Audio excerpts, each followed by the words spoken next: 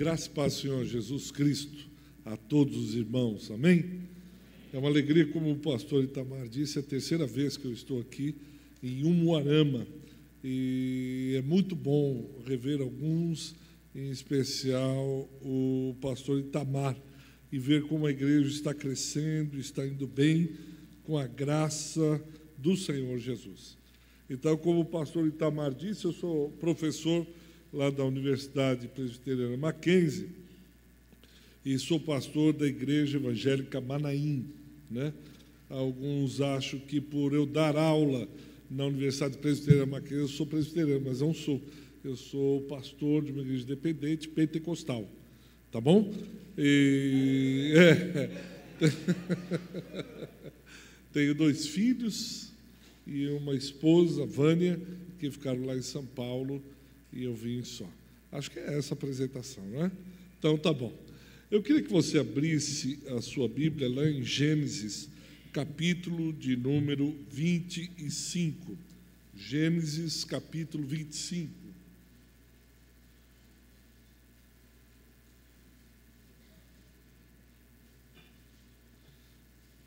Eu quero gastar o tempo com os irmãos falando um pouco sobre família e falando a partir das Escrituras, aquilo que as Escrituras mostram, revelam, iluminam nossa mente para que possamos entender o que é família, como se dão os relacionamentos e como Deus nos ensina através das Escrituras acerca da família.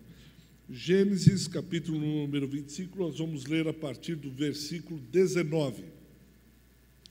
São estas as gerações de Isaque, filho de Abraão. Abraão gerou a Isaque. Era Isaque de 40 anos, quando tomou por esposa Rebeca, filha de Betuel, o arameu de Padã-Arã, e irmã de Labão, o arameu. Isaque orou ao Senhor por sua mulher, porque ela era estéril, e o Senhor lhe ouviu as orações, e Rebeca, sua mulher, concebeu. Os filhos lutavam no ventre dela, então disse: se é assim, por que vivo eu? E consultou ao Senhor. Respondeu-lhe o Senhor: 2 nações há no teu ventre, 2 povos nascidos de ti se dividirão. Um povo será mais forte que o outro, e o mais velho servirá ao mais moço. Cumpridos os dias para que desse à luz, eis que se achavam gêmeos no seu ventre. Saiu o primeiro, ruivo, todo revestido de pelo, por isso lhe chamaram Esaú. Depois nasceu o irmão, segurava com a mão o calcanhar de Esaú, por isso lhe chamaram Jacó. Era Isaque de 60 anos, quando Rebeca lhes deu à luz. Crescendo os meninos, Esaú saiu perito caçador, homem do campo. Jacó, porém, homem pacato, habitava em tendas. Isaque amava Esaú, porque se saboreava de sua caça. Rebeca, porém, amava Jacó. Permitam repetir o versículo de número 28, novamente. Isaque amava Esaú, porque se saboreava de sua caça. Rebeca, porém, amava Jacó. Vamos orar mais uma vez? Pai, nós os colocamos diante do Senhor com as sagradas letras abertas, a fim de que o Teu Espírito Santo possa vivificar essa palavra e falar ao nosso coração aquilo que exatamente o Espírito Santo deseja falar aos filhos.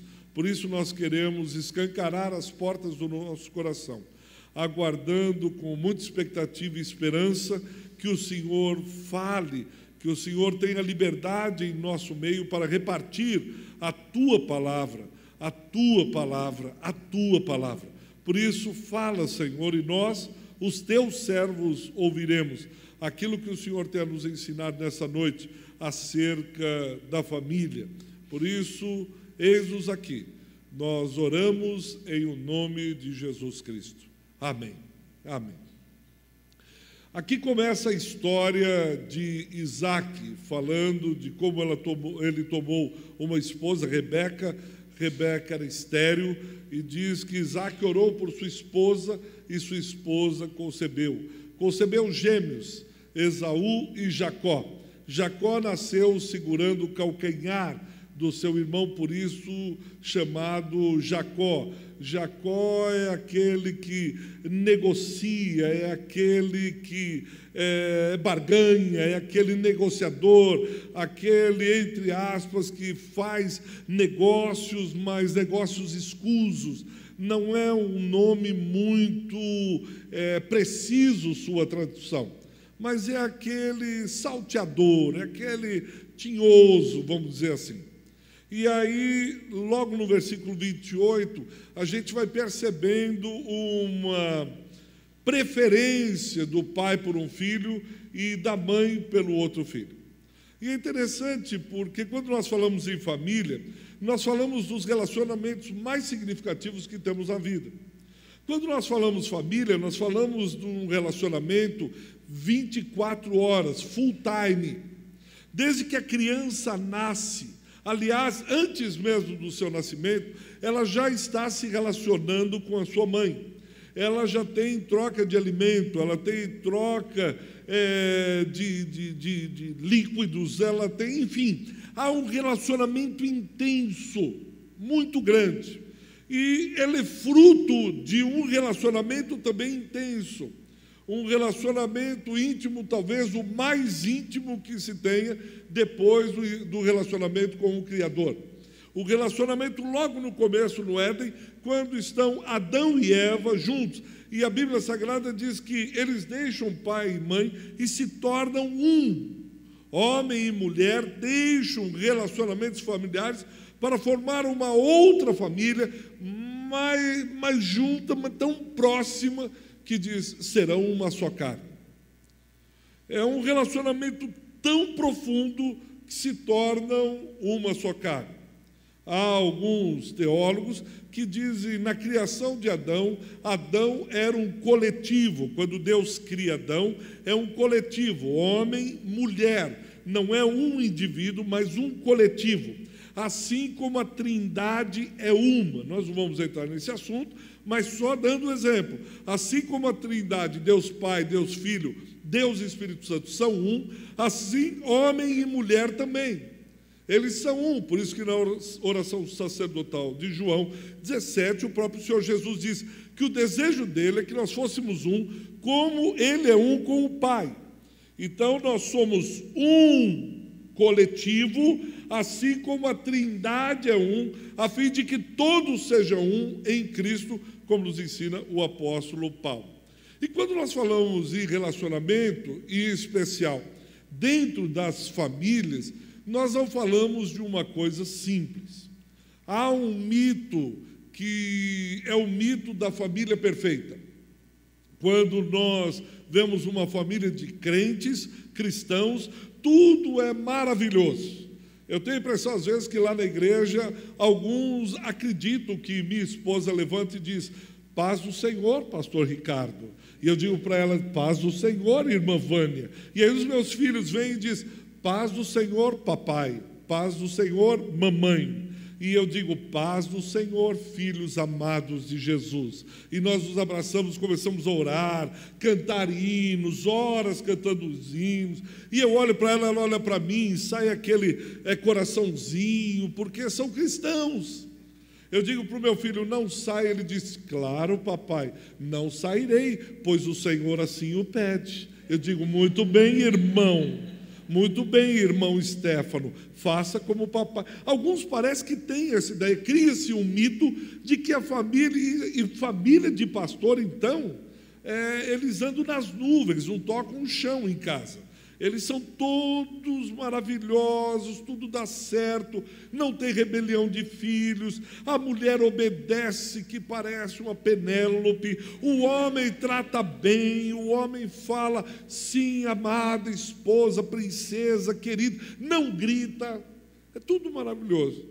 Mas o que a Bíblia é bacana nesse aspecto é que ela tira o tapete e diz, tem sujeira ali. O Éden, a desobediência no Éden, a rebelião no jardim, marcou a raça humana. A raça humana caiu. Gênesis capítulo 3. A raça humana caiu, por isso nós temos sérias dificuldades nos relacionamentos. Por isso nós somos assim, humanos. O que nos une, o que todos nós temos em comum é o pecado. É que somos pecadores remidos. Toda raça se solidariza na queda. Todos pecaram, todos carecem da glória de Deus. E nós não somos diferentes. Os nossos relacionamentos, mesmo que uma mulher seja crente, muito crente, um homem seja muito crente, os relacionamentos são complexos, são difíceis. Aqui nós estamos falando de uma família chamada, filho de Abraão, o pai da fé, o patriarca, o homem que foi retirado lá em Gênesis 12 da sua terra, Ur dos Caldeus, e a ele foi prometido uma terra, Canaã. Nós estamos falando de gente da promessa, estamos falando de gente da aliança, estamos falando de gente com que Deus aparece e fala a eles. Não estamos falando de qualquer um, estamos falando de gente que Deus separou, que Deus chamou, que Deus amou, que Deus vocacionou. E aqui aparece Isaac, no seu relacionamento familiar. E a primeira coisa que mostra nessa família, lá no versículo 28, nos relacionamentos acontece isso. Papai e mamãe com preferências pessoais. Isaac, o pai, amava Esaú porque ele era caçador. E ele cozinhava bem e fazia um guisado como nenhum outro. Raquel era mais próxima do seu filho Jacó, era preferido. Nos relacionamentos, papais e mamães podem cometer essas gafes, podem começar a fazer pesos diferentes. No relacionamento, papai e mamãe pode, porque é homem, ele diz, não, é isso mesmo, e faz assim, porque é homem que é homem, é assim, e você sai com o papai, então, e você é a filhinha da mamãe, porque mamãe, etc., ou vice-versa. É o filhão da mamãe, é o queridinho da mamãe, é o príncipe da mamãe. Ai, meu príncipe chegou. Aí a menina chega, ela diz, prepara, vai pegar um copo d'água para o teu irmão, vai fazer um almoço gostoso, ele está cansado. Mãe, mas eu trabalhei o dia inteiro aqui. Mas você é mulher, tem que trabalhar, vai lá teu irmão. E começa a fazer pesos diferentes, e Provérbio diz que balança enganosa é abominação ao Senhor. E isso vai trazer complicações. Uma das complicações é que nós passamos isso de geração em geração. Abra sua Bíblia em Gênesis 37. Veja o versículo 3. É como se nós pegássemos e pudéssemos dar uma adiantada na fita, e você vai ver o capítulo 37, versículo 3. Israel, que tem o seu nome mudado, que é Jacó, Jacó amava mais a José, está vendo lá? Que a todos os seus filhos, porque era filho da sua velhice. Percebe como nós vamos transmitindo de geração a geração? Essas diferenças, essas preferências, essa balança duvidosa, nós vamos passando para frente e vamos gerando de alguma forma essa dubiedade, essa inclinação, essa falta de equidade para com os nossos filhos. São todos filhos do nosso amor, são todos filhos do nosso coração.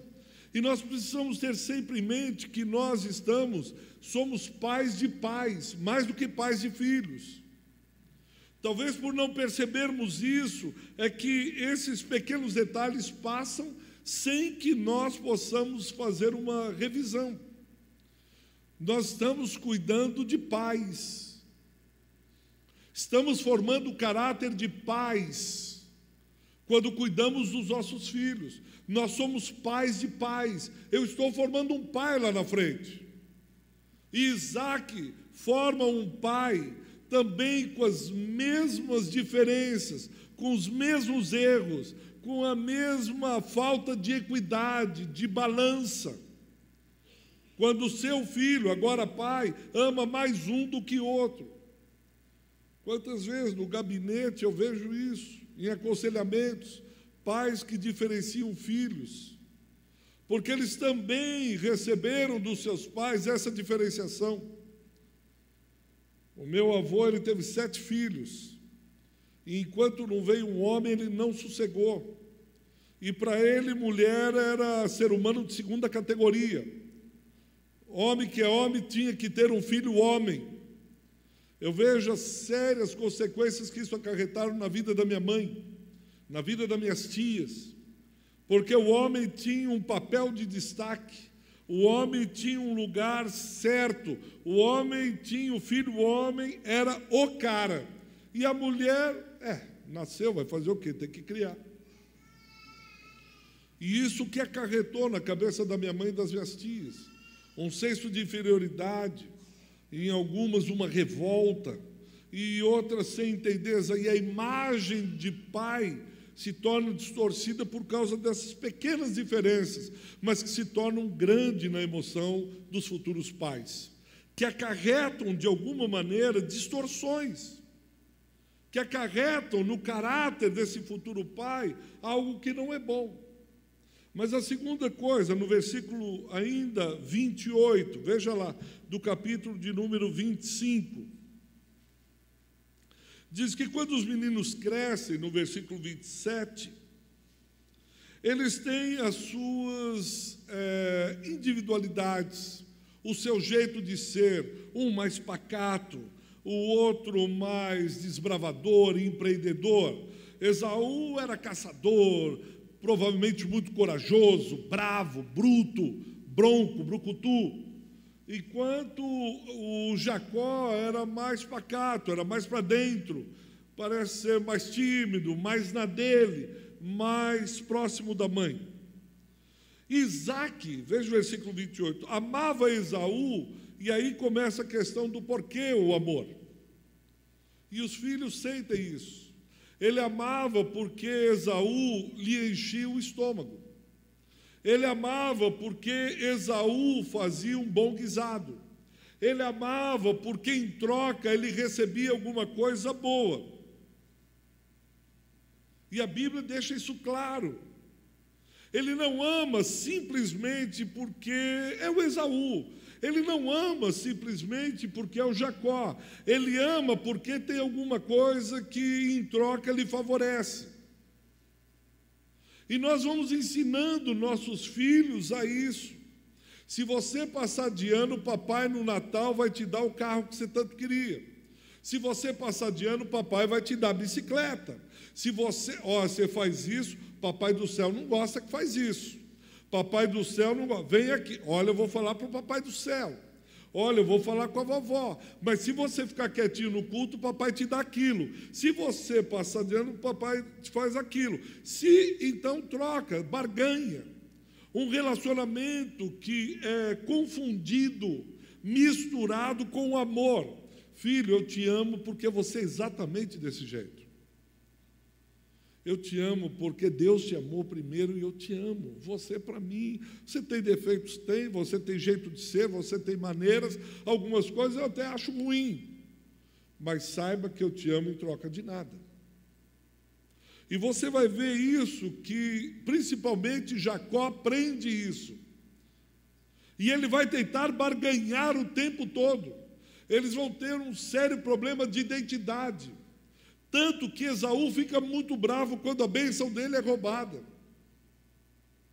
Esaú não se conforma, porque já que o relacionamento se transformou numa barganha, já que o relacionamento familiar se transformou em troca, você vem na minha casa porque o papai tem 2 casas e você quer uma. Você me visita porque o papai tem muitas propriedades, ou eu te dou presente, eu te dou isso. E começamos a segurar as relações nas rédeas da troca e da barganha. Uns anos atrás, em frente à universidade, um senhor judeu se suicidou. E o caso chamou a atenção porque ele cortou os pulsos e com o sangue ele espalhou dólares, joias, etc. E escrevia, está aqui o dinheiro, peguem. Aproveitem. E ele foi espalhando o sangue e escrevendo até morrer. Depois veio a história à tona, que os filhos já não mais visitavam, alguns brigavam, porque achavam que ele dava mais dinheiro para um, ou joias da mulher que tinha morrido para outro, ou etc., e largaram o velho sozinho, esperando a morte chegar para que pudesse pegar a fortuna dele. Provavelmente essa família cresceu e se desenvolveu como a família de Isaac. É uma família que os pais seguravam a rédea por aquilo que eles poderiam dar em troca da obediência, do amor, da submissão dos filhos. E aí começa assim: se obedecer o papai te dá $100 no final. Se você ficar quietinho, o papai te compra aquele brinquedo. Eu não obedeço porque é certo para Deus obedecer. Eu não amo porque o amor ele é dado em troca de nada. E o problema é quando isso sobe. O que eu quero dizer com subir? É quando vai para o relacionamento vertical. Eu começo a olhar Deus o Pai da mesma maneira que eu olho para o meu Pai na terra. Então é com ele, é com barganha. Então se eu fizer 7 sextas-feiras de jejum, 7 segundas-feiras do poder, 7 quartas-feiras da piedade, eu vou conseguir a minha casa no final? Porque eu negocio com meu pai desde a infância. Aí eu olho para Deus e vou tentar negociar. E eu fico imaginando Deus olhando e dizendo: do que é que você está falando, filho?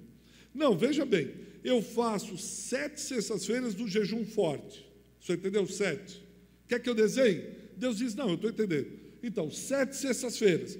Depois das 7, e aí eu dou um dízimo gordo, o senhor me dá a casa ou o carro. Entendeu agora? Ele diz: não entendi. Pô, mas o senhor é difícil, hein?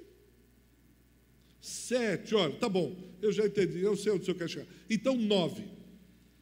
O senhor é negociador também, né? O senhor é como Deus e Jacó, negociando. Então 9, pronto. Estou dando 2 de lambuja. Aí o senhor me dá o carro? Ele diz: eu não continuo a entender, filho. O senhor negocia bem que me falaram.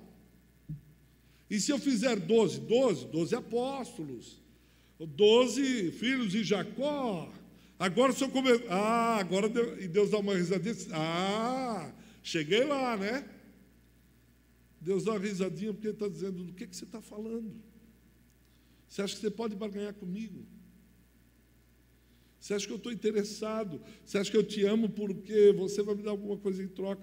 Você acha que eu te amo, vou te abençoar porque eu quero de você em troca 2 beijinhos, 7 sextas-feiras, 5 jejuns, 9.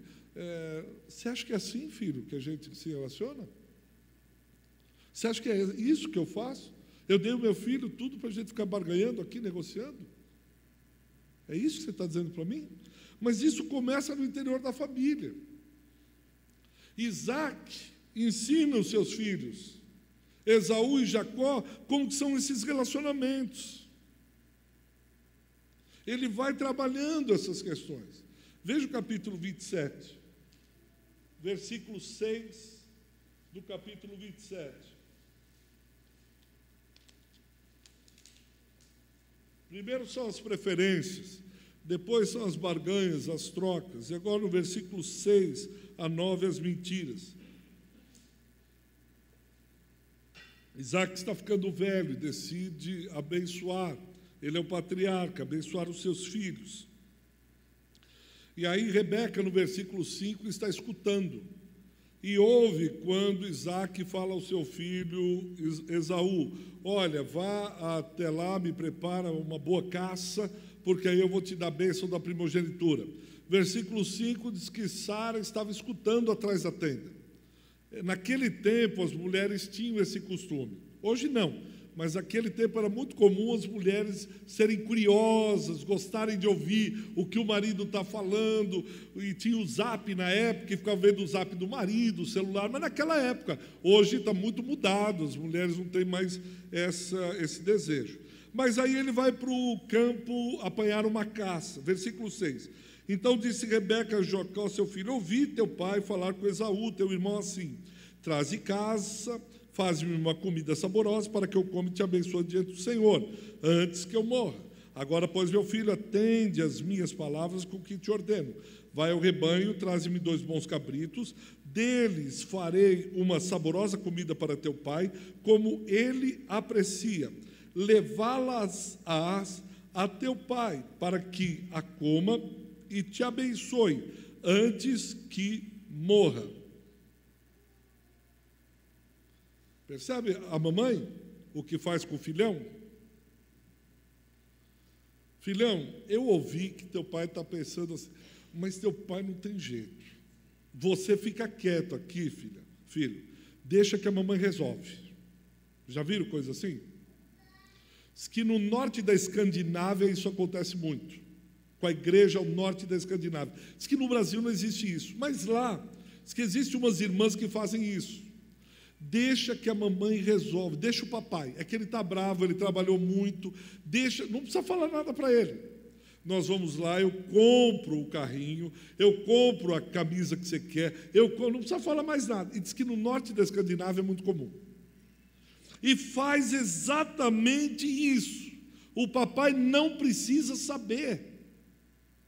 Não precisa falar para o papai essas coisas. Ele já está com a cabeça cheia. Ele vai brigar com você, deixa que a mamãe fala com ele. Deixa que a mamãe resolve. E ela mente, ela barganha, ela dissimula. Ela incita o seu filho. Por isso que Jacó se transforma no enganador. Está vendo como é que faz, filho? Quando você quer as coisas, é assim, o caminho é esse. Quando vierem as dificuldades, tome atalhos. Você não precisa sofrer, a mamãe já sofreu muito, o papai, agora você não precisa sofrer. Eu lembro quando prestava vestibular para medicina, e sabia dos meus amigos e parentes que compravam vagas nas faculdades. E ficava, hoje eu penso, quando começo a olhar os profissionais que deram, como aprenderam a pegar atalhos. Eu fico pensando na nossa cultura, chamada cultura brasileira, uma cultura da dissimulação, da barganha, da troca, da mentira, da corrupção. E aí, quando olhamos para Brasília, não nos reconhecemos no Planalto.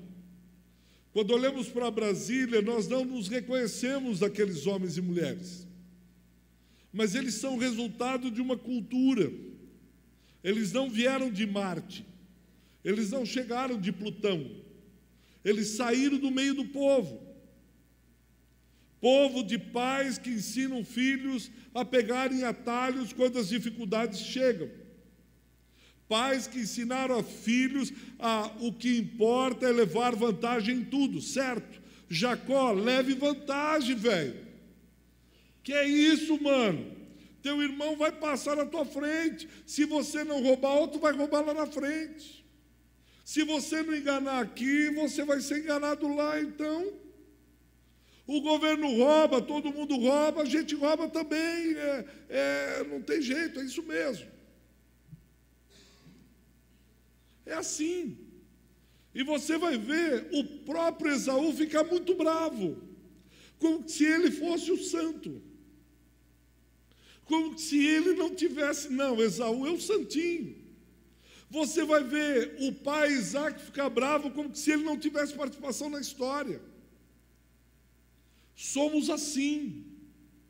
É o nosso jeito de ser gente. É a nossa maneira de ser cultura. Claro, estou generalizando, eu não estou apontando o dedo a você, eu estou generalizando uma cultura, onde em todos os lugares que você vai, isso provavelmente muito se aprendeu do seio da família. Eu vejo homens que permanecem sérios e não corrompem. Eles disseram, meu pai sempre me dizia, meu pai sempre me falou. Eles têm referencial. Por isso que os relacionamentos são extremamente importantes. Essas referências que começam no seio familiar, no interior dos relacionamentos. Vem aqui uma mãe ensinando o seu filho a dissimular, a corromper. Porque ele tem que levar vantagem em tudo, ele tem que ser o primeiro. Mas e o outro? Que outro? Você tem um irmão aqui dentro da sua casa, porque se ele não ama o irmão que está ao lado da casa, ele vai amar o estrangeiro, o peregrino? Ele vai amar o refugiado? Se ele não consegue amar e respeitar quem está do lado dele, Jesus vai falar isso quando fala acerca do próximo. Não é nada estranho ao Novo Testamento. Se eu não crio dentro da minha casa esses valores, esses referenciais, se eu não entender que eu estou criando um pai, não é um filho, eu estou formando o caráter de um pai. Imagina um filho que ouve isso da sua mãe. E o pior, ele gosta. Ele diz: caramba, mãe, pai, mas a senhora é muito boa, a senhora é muito crente. Como Deus mostra essas coisas para a senhora, eu não entendo. Como Deus, filho, é assim, quando eu oro, Deus fala mesmo. Quando eu vou, por isso que eu sou firme, dou dízimo, estou aqui porque eu sou assim mesmo. E ele vai e faz exatamente assim, mas ele fica com medo. Veja no versículo 12, ele diz assim, olha, no versículo 11 ele diz: mas meu irmão é cabeludo e eu não tenho pelos. 12, dar-se ao caso de meu pai me apalpar, passarei os seus olhos por zombador, assim entrarei sobre mim maldição e não bênção. Respondeu-lhe a mãe: caia sobre mim essa maldição, meu filho, atende somente ao que eu te digo, vai e traz-nos. Deixa que a mamãe segura. Deixa que, se tiver problema, a mamãe assume a culpa. Pode pegar o carro, você é menor de idade. Se der algum problema, você pega o carro, falou, faz a mamãe assume para você. Como um pai lá na igreja, o filho pegou o carro e ele deixou sair. O filho acabou, deu PT no carro, mas aí foi o papai. O filho não trabalha, está dando problema nos estudos, mas o papai foi lá e disse: deixa, filho, que eu resolvo. Filho do Ike Batista, alcoolizado, vai e pega o seu carro importado e atropela um e faz, deixa que o papai resolve. Vamos criar uma geração descompromissada. Vamos criar uma geração que, se der problema, o papai e a mamãe estão aqui. Pode fazer o que você quiser, é livre, beba à vontade, transe à vontade, faça tudo à vontade. Se der problema, você não precisa se responsabilizar, deixa que o papai e a mamãe assumem. Para que o papai e a mamãe estão aqui? Deixa que eles assumem a bronca. Ela tira a responsabilidade dos ombros do seu filho. Filho, você é responsável. Há mais de 20 anos que eu leciono com jovens de 18, 19 anos. Todos semestres são novos jovens, várias classes. E cada vez mais eu vejo jovens sem compromissos. Uma geração que tem muitos direitos, mas poucos deveres, poucas obrigações, mas muitos, inúmeros, infinitos direitos. Eles têm direito de tudo. Essa semana, conversando com uma secretária, ela diz: olha, eu fui fazer psicanálise, terapia e tal. Eu disse: por quê? Para poder me relacionar com o filho. Por quê? Porque meu filho gosta de viajar, não gosta muito de trabalhar, não quer estudar, só quer pegar o carro e dar volta, ele viaja direto, e eu preciso saber entendê-lo. E o marido abandonou logo no começo. Quantos anos tem seu filho? Não, meu filho está com 23, 24 anos. E ele não gosta de trabalhar. E ele só gosta de pegar o carro e sair. E ele não tem dinheiro para gastar. Não. E gosta de viajar. Coitado. Não é fácil. É uma vida difícil, convenhamos. Coitado, só porque ele quer sair um pouco e não quer trabalhar. E aí ele chega para... Ô mãe, dá a chave aqui do carro, eu estou querendo sair. E eu na minha frente, ela meio envergonhada, é minha secretária. Ele tem muitos direitos, desejos, vontades, mas poucas obrigações. Da onde surge isso? Claro que lá do Éden, dos relacionamentos rompidos, mas nós, pais, de alguma maneira, temos que começar a olhar isso a partir de nós mesmos, tendo a palavra como espelho, tendo a palavra como direcionamento. Não, filho, Você tem responsabilidade, sim. Você não pode ser dissimulado, sim, sim, não, não. Você não é Esaú, você é Jacó. Aqui em casa, nós temos uma identidade cristã. Aqui em casa, nós temos um compromisso com Deus.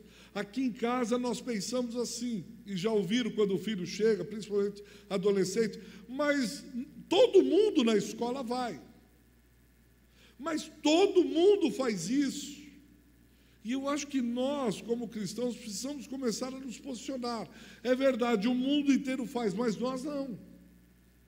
O mundo inteiro faz isso, mas nós não fazemos. Por que não fazemos? Como o judeu ensinava os seus filhos a Páscoa, Êxodo 14. Nós fazemos a Páscoa porque nós temos uma aliança com o Deus de Israel. A nossa casa é diferente. A nossa casa tem a marca do sangue. A nossa casa se mata no dia 14 de Nissan, nós matamos um cordeiro sem defeito, para memorizar, para mostrar que nós temos um Deus, nossa casa realmente é diferente. Tem sangue na porta. O anjo da morte não entra aqui. O anjo da morte não se aproxima, porque nos umbrais da porta tem o sangue do cordeiro. Realmente, filho, parabéns, você tem razão, aqui é diferente. Ponto. Somos diferentes. E nós precisamos assumir essa identidade. Que temos alguém que nós seguimos. Não temos uma religião, não seguimos uma religião, seguimos uma pessoa, Jesus de Nazaré. E Jesus de Nazaré disse para a gente fazer isso, ponto. Eu sou seguidor, sou discípulo, faço o que o meu mestre mandou. Porque acredito que o meu mestre é Deus. E eu sigo e obedeço a Ele.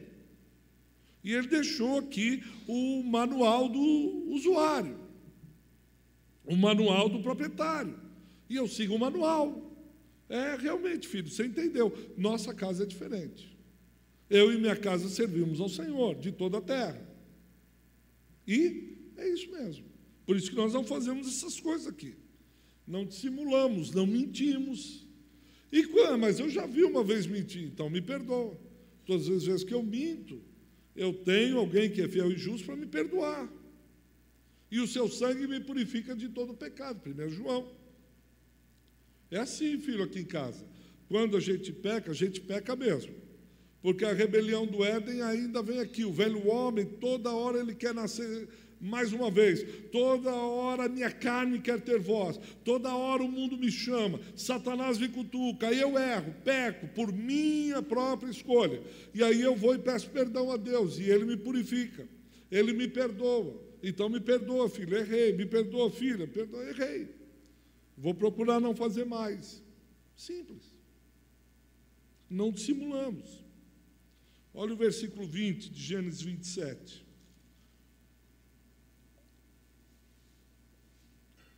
Que chega a um estágio, e nós, como cristãos, precisamos tomar cuidado com esse tipo de relacionamento. Porque lembra, nos nossos relacionamentos verticais, horizontais, nós começamos a ter problemas com o nosso relacionamento vertical. Vou repetir. Se os nossos relacionamentos horizontais estão adoecidos com barganha, troca, dissimulação, mentira, preferências, certamente é porque o nosso relacionamento vertical não está bom. Olha o que Isaac diz. Disse Isaac a seu filho: como é isso que a pudesse achar tão depressa?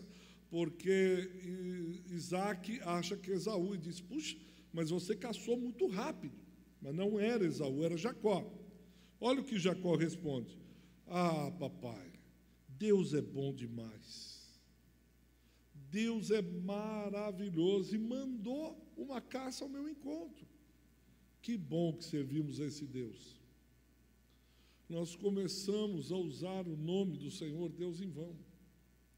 Começamos a falar no nome dele, perdendo todo o significado, perdendo todo o respeito. Aí nos tornamos religiosos, porque usamos da religião Como o pastor disse, olha, para Jesus vale até gol contra. Eu disse, como assim? Para Jesus vale até cheque sem fundo. Então você compra coisa para a igreja, mete um cheque sem fundo, porque isso é para Jesus. A mesma coisa que Jacó está aprendendo a fazer. Não, fica quieto, põe Deus no meio. Quantas vezes nós colocamos Deus no meio de situações que não tem nada a ver com Ele, são situações criadas por nós mesmos. Essa semana passei por uma situação constrangedora demais. Semana passada, uma professora, segunda-feira, mais precisamente, uma professora de um outro lugar manda um e-mail para um outro coordenador falando a meu respeito, dizendo que eu havia assediado uma aluna. Eu peguei aquele e-mail, me passaram na segunda-feira à noite. O coordenador disse, olha, professor Bitum, eu peguei isso aqui. Eu conheci, eu olhei e disse, meu Deus, quem que é esse aluno? Eu não sei nem quem é esse aluno. E ele punha o dia, no dia tal, ele teve uma reunião ontem com ela, e esbravejou, e humilhou o aluno. Meu Deus, aí eu fui ver o e-mail. Era no dia que eu estava em Curitiba, fui pregar numa missão lá em Curitiba, os 2 dias. Que ele disse que eu fiz reunião, e no outro dia dizendo que eu briguei com a menina. Eu chamei o meu diretor e disse, que mentira. E aí, na quinta-feira, ele pediu uma reunião comigo. E eu fiz um dossiê pequeno, relatando tudo. Ele disse, o senhor que é o professor Bitum, né? Eu disse, sou eu. Eu sou fulano de tal, eu que escrevi. Eu disse, é mesmo? Eu só quero pedir perdão. Eu falei, não sei porque eu falei, não sei porque eu disse. E com isso, irmão, é que a gente pode aprender com a situação. Mas agora você já fez. Não, eu me envolvi, me perdoa, como que eu poderia fazer isso e tal? E ele, fez tudo em nome de Deus, porque ele também é um cristão. E na cabeça dele estava certo que a justiça. E eu disse, irmão, mas você nem me conhece, você poderia ter falado comigo. Antes de mandar e-mail, espalhar e-mail que eu estava fazendo isso, aquilo, por que você não veio falar comigo? Eu estou aqui todo dia, era só você vir e dizer, professor, posso falar com o senhor um minuto? Tem uma denúncia assim, o senhor é o senhor mesmo, foi o senhor que fez, o que acontece? E usa o nome de Deus, seja por barganha, seja por precipitação, seja por emoção. E os futuros pais, os nossos filhos, eles percebem isso. Meu pai está usando o nome de Deus. Ele está usando as coisas de Deus. Ele está usando a igreja, está usando isso, aquilo, outro. E às vezes fazemos, até com boas intenções, se é que existe isso. Pode dizer, não era nem para prejudicar, é só para sair por aqui, é só sair pela esquerda, é só para isso, por aquilo, mas fazemos. E começamos a, de alguma maneira, misturar o ambiente religioso, o nome de Deus, com o nosso nome e com as nossas barganhas. Quando um pastor preso nos Estados Unidos, ele disse, agora eu entendi. Foi acusado de levar dólares, de um monte de coisas. Disse, agora eu entendi porque foi preso. Eu fui preso. Eu falei, puxa, acho que ele se arrependeu. Ele veio e disse, Deus me mandou para a prisão para eu poder evangelizar lá chefes de gangue. E me deu vontade de escrever, mas isso não vale a pena. Espera aí, mas você entrou com dinheiro ilegal nos Estados Unidos. Você declarou uma coisa e fez outra. Isso é mentira. Isso é ilegal. Você foi preso por razões justas. E Deus usou a tragédia, na sua bondade, permitiu que você testemunhasse, mas você errou. Você errou. Eu errei. Então, e de alguma maneira, nos nossos relacionamentos íntimos, isso são criados, forjados, formados. Veja o versículo 41, o resultado, capítulo 27, versículo 41, Gênesis 27. O que gera isso tudo? Entre os vínculos, os laços familiares. Ódio. Passou Esaú a odiar a Jacó. Por causa do quê? da bênção com que seu pai o tinha abençoado. Aquilo que Deus deu, aquilo que Deus permitia que o patriarca passasse aos seus filhos, aquilo que era uma coisa boa da parte de Deus, se torna em motivo de ódio entre os irmãos. Já viram coisas assim? Coisas boas que Deus dá, de repente se torna uma tragédia familiar. Disputa, luta, briga, culminando no ódio. Tamanho ódio que Esaú jura a Jacó de morte. Esaú diz: eu não sossego enquanto não matar meu irmão. Eu fico imaginando um anjo chegando, interceptando a Esaú e dizendo: Esaú, por que você quer matar? Porque ele roubou minha bênção. Roubou o quê? A bênção de Deus. Ah, por isso que gerou ódio entre vocês? A bênção de Deus gerou ódio entre vocês? Explica melhor isso. Como será que Esaú explicaria? Como Esaú? Às vezes um pai que trabalhou, saiu do nada, foi construir uma empresa, uma indústria, um comércio com muita luta, com muita dificuldade. Aquilo que foi bênção, um homem de Deus que estava na igreja, orando, abençoando, de repente se torna disputa judicial. De repente se torna motivo de ódio entre irmãos, entre famílias, entre mãe e filhos, ou pai e filhos, ou entre a família.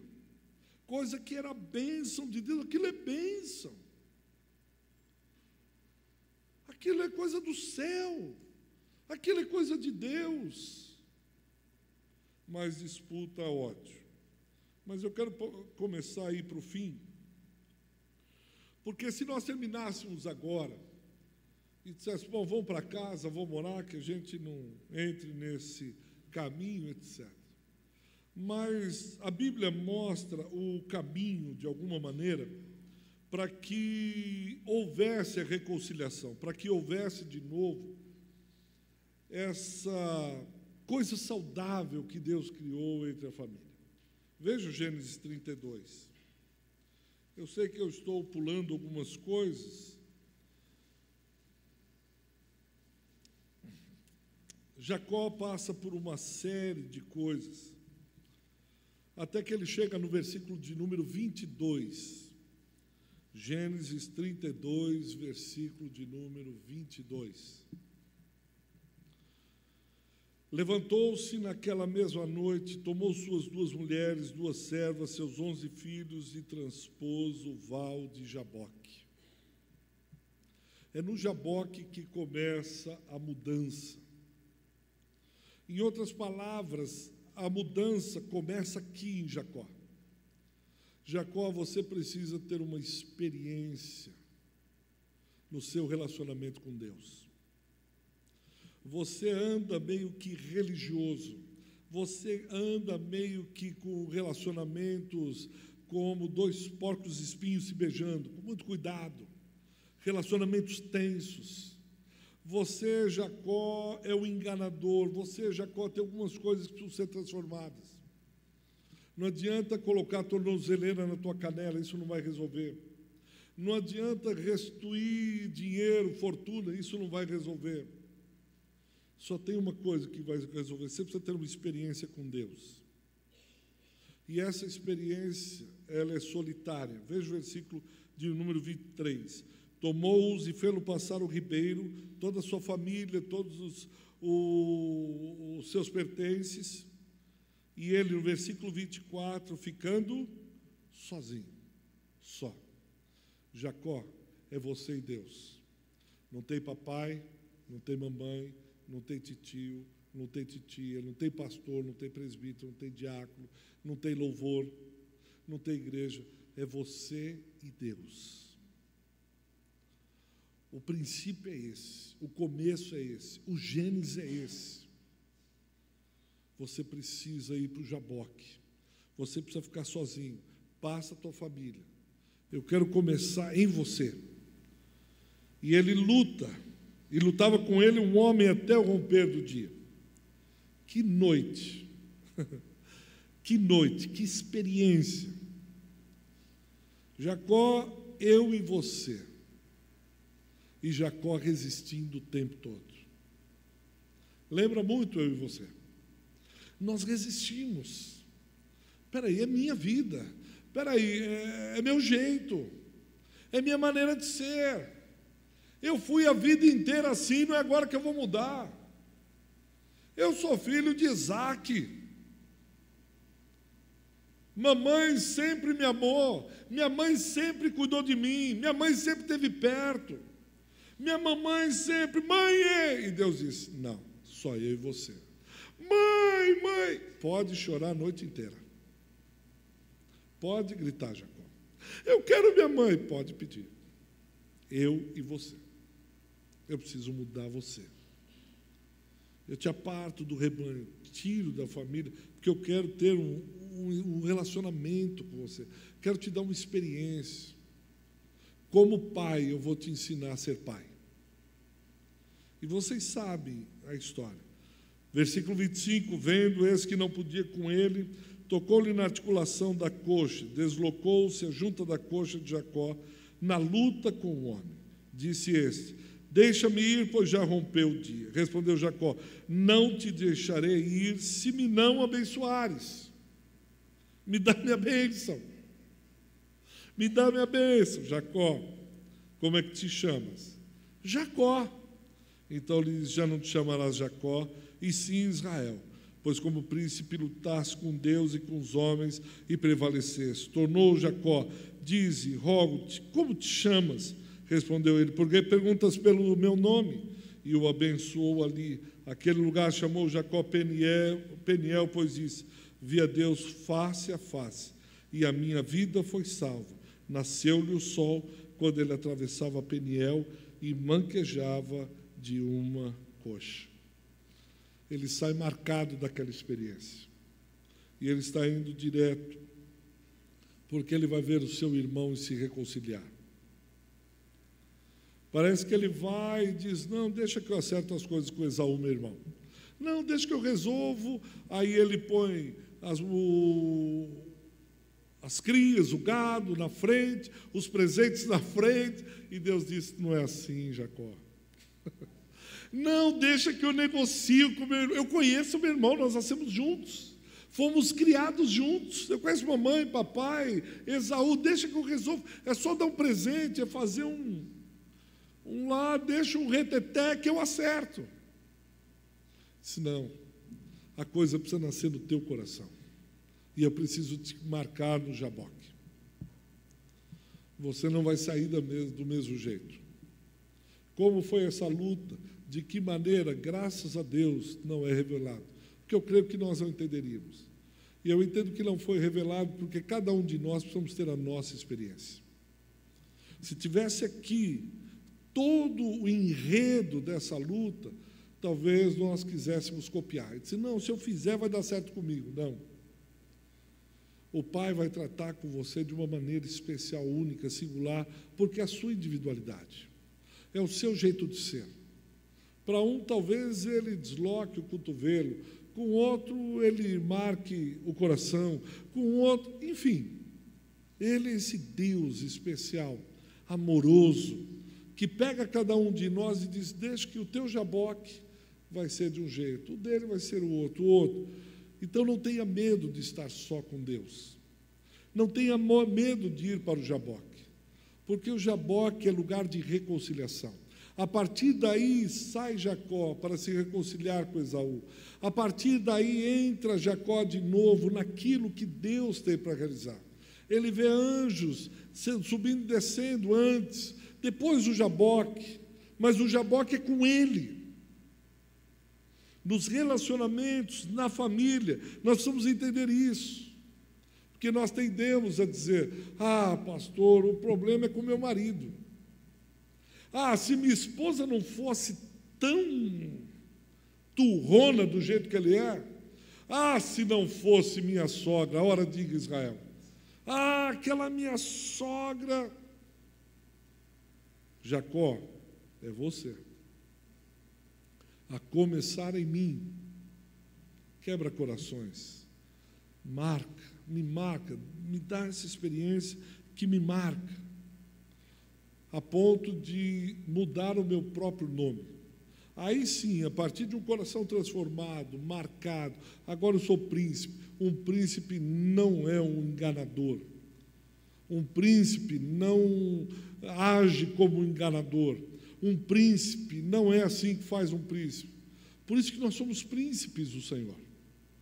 Tem um pastor que ele chama pastores, irmãos de príncipe. Você o encontra e diz: "Oh, meu príncipe".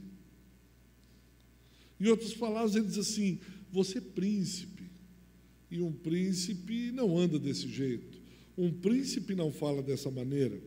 Um príncipe não age assim. E eu tenho certeza que se começar em nós, se começar em cada um, isso contagia. Isso começa a esbanjar para outros relacionamentos. Começa a se tornar referência. Começa a mudar.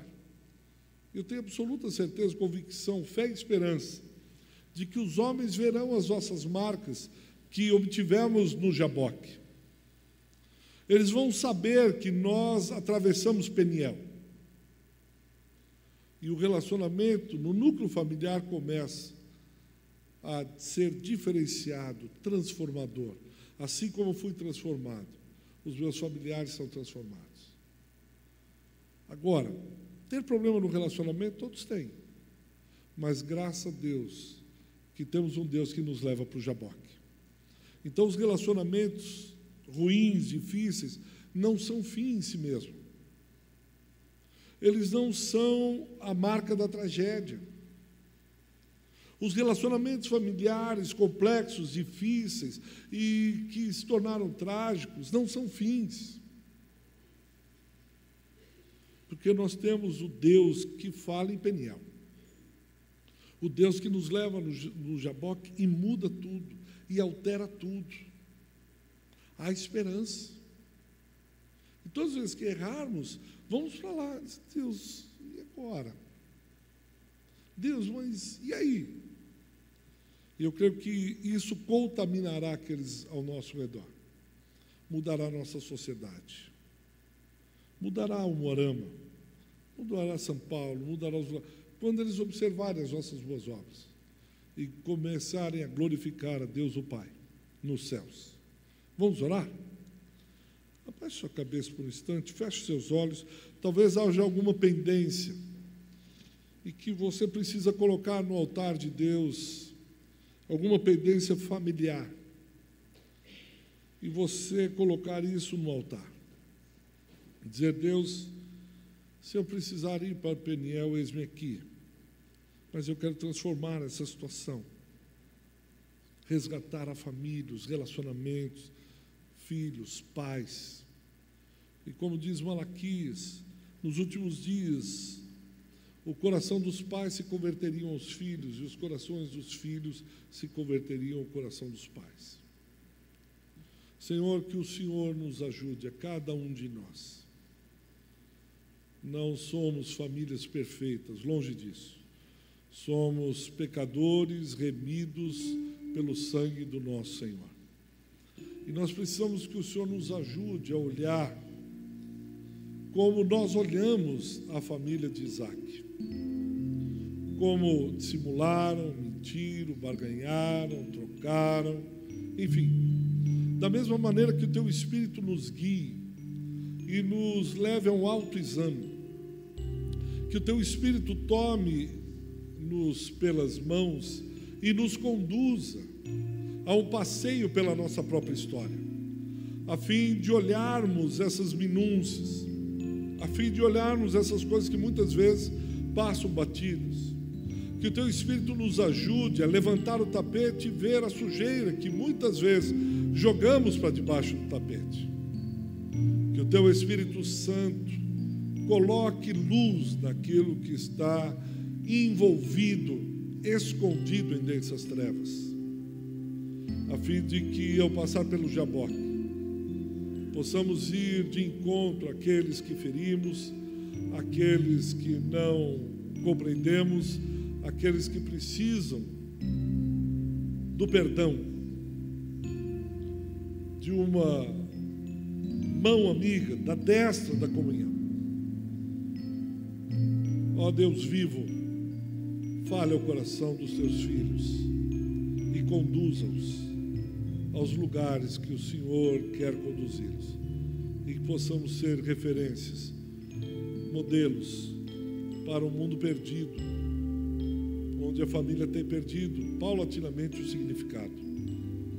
Rogamos a ajuda, confessamos a nossa dependência do Teu Espírito, rogamos que o Teu Espírito nos ajude, nos conduza, nos leve.